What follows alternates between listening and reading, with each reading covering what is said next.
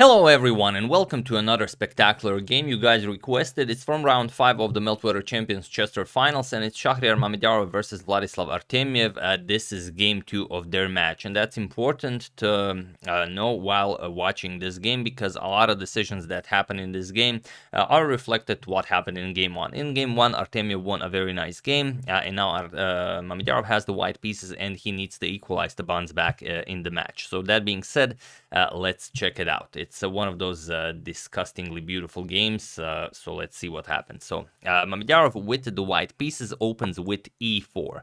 We have c6, Artemiev goes for the Caro-Kann defense, we have d4, d5, and Mamedyarov goes for the advanced variation of the Caro-Kann, not allowing any early trades. We have bishop to f5, developing that light square bishop. We would very much enjoy playing e6, so we don't have problems developing it later on, and g4. Mamedyarov goes for the very sharp bayonet attack, bishop back to d7. You could also play bishop to g6, then we kind of go into the main line where this bishop will be harassed for quite a while, but bishop back to d7 by Artemiev, and now c4.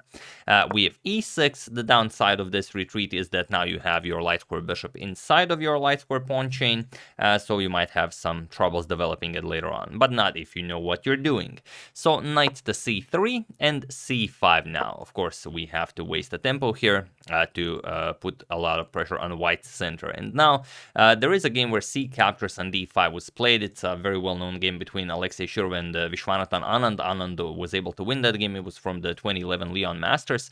But here we have knight to f3, and it's already as of move 7 that we have a completely new game. So let's see how Artemiev continues. Knight to c6 puts more pressure on the center here, and the bishop to g2. Mamedyarov does not want to ruin that tension in the center, but Artemiev does. He already won game 1, and he wants to go for some trades here and simplify the position. So c captures on d4, knight captures on d4, we have d captures on c4, knight captures on c6, bishop captures, and the bishop captures with check. We have b captures, and now what do you play here? Well, trading queens, you're already down a point in the match. It's not a very ambitious move, so queen to a4 makes sense. We go after the c6 pawn. It would be very good if we could capture this. So rook to c8, Artemiev defends it, and he offers the a7 pawn. He needs to hurry up with the development, and well, the price of one pawn is not a lot to pay for that. So Mamedyarov grabs it, and, queen captures on a7, and now bishop to b4. Now you can play knight to e7, castle, and you're going to have a very nice game. Mamedyarov castles kingside, and now knight to e7, and here bishop to g5. This is a beautiful move because it kind of prevents black from castling right away. Even though the knight on e7 is defended by the bishop and by the queen, so you're not going to win any material, still, if you castle, rook f to d1 can be very annoying. It's not at all clear what to do here, and sure, okay, black can play this. There are many moves you can play, like rook to c7, rook to a8. You could even place the queen on e8, but it does look like white is dictating the tone of the battle. So instead, after bishop g5, we have rook to a8, chasing away Mamedyarov's queen.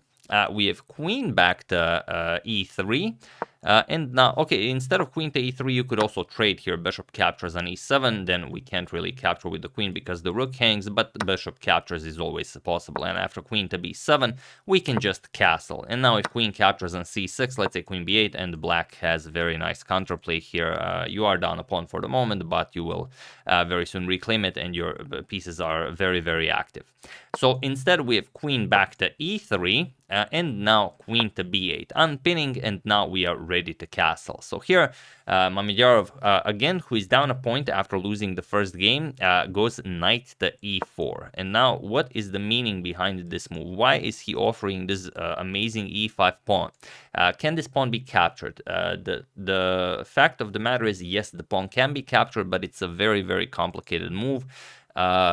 I think not for the reason that it's complicated, but because Artemiev is already up a point in the match, he decides against it. He doesn't go queen captures on e5, he plays knight to d5. But we're going to show why queen captures on e5 is so dangerous. The problem is now you can play a3, and that's the point of moving the knight. You want to play a3 without allowing black the option of just capturing the knight on c3. So now the bishop has to move, but the bishop doesn't really have all that many great squares. The bishop has to keep an eye on the knight here.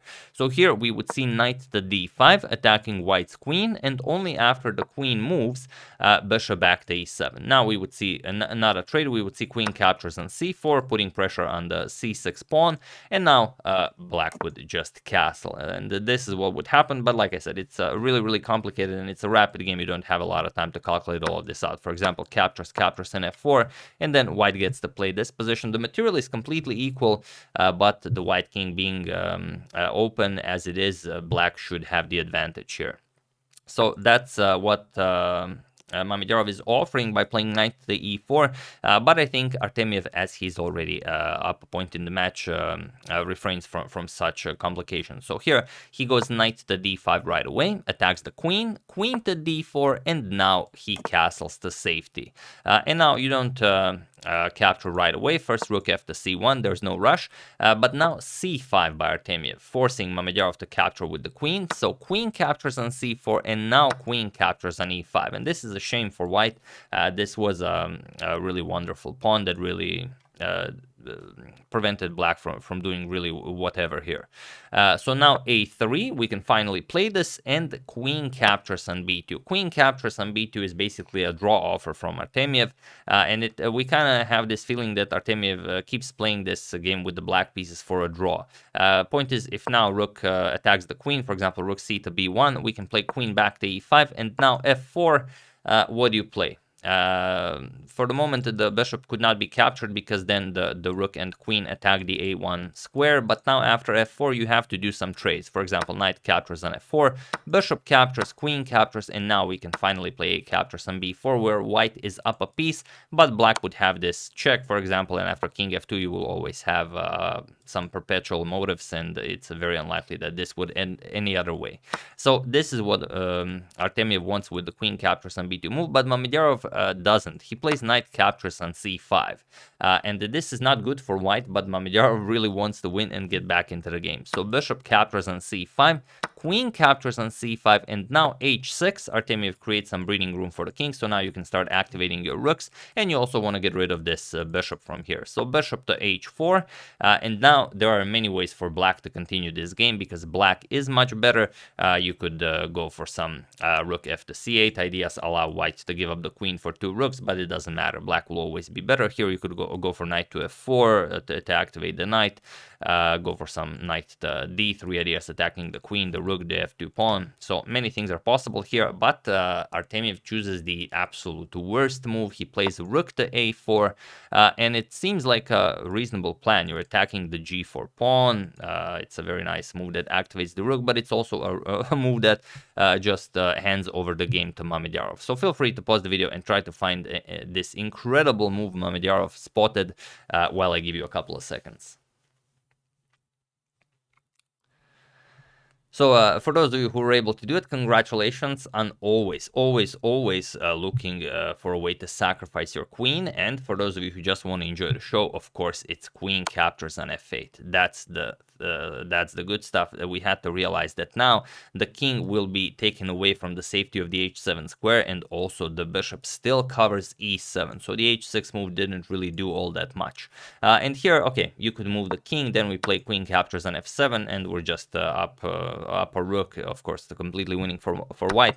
But Artemiev said, all right, I'm going to go down in style, I'm going to accept the queen sacrifice, and now Mamedyarov just delivered rook to c8, and this is now checkmate. The king has no squares, e7 is covered by the bishop, you can't block check, and that's it. So really an amazing game that really shows you how if this, if it was a single game, if Artemiev wasn't already leading by 1 point, he probably would have chosen many different paths here. But here it just seems like he wanted to trade down, and draw his game with black, and then again play for something with the white pieces. But chess does not work like that, and chess will always punish you if you try that kind of an approach. Sometimes it pays off, most of the times it doesn't, as in chess as in life, fortune always favors the brave and the bold. So yeah, that's the game. Hope you guys enjoyed it. Thank you for suggesting such a lovely game.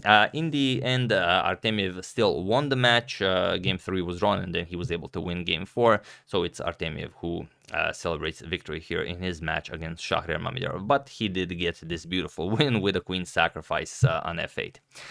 So yeah, once again, hope you guys enjoyed it. I would like to wish a happy birthday to Jorge Caso. I hope you had a good one and that you will have many more filled with joy and chess. And I would like to thank my parents for creating me, Dhruv Singal, Andrei František, and Balkovich Enterprises for your contribution to my channel. Thank you a lot. I really appreciate it. As usual, you can check 2 of my previous videos here. Thank you all for watching, and I will see you soon, continuing the coverage of this amazing event, checking up on your wonderful suggestions and whatever else happens in the chess world. Thank you all. I will see you soon, and have an excellent rest of your day.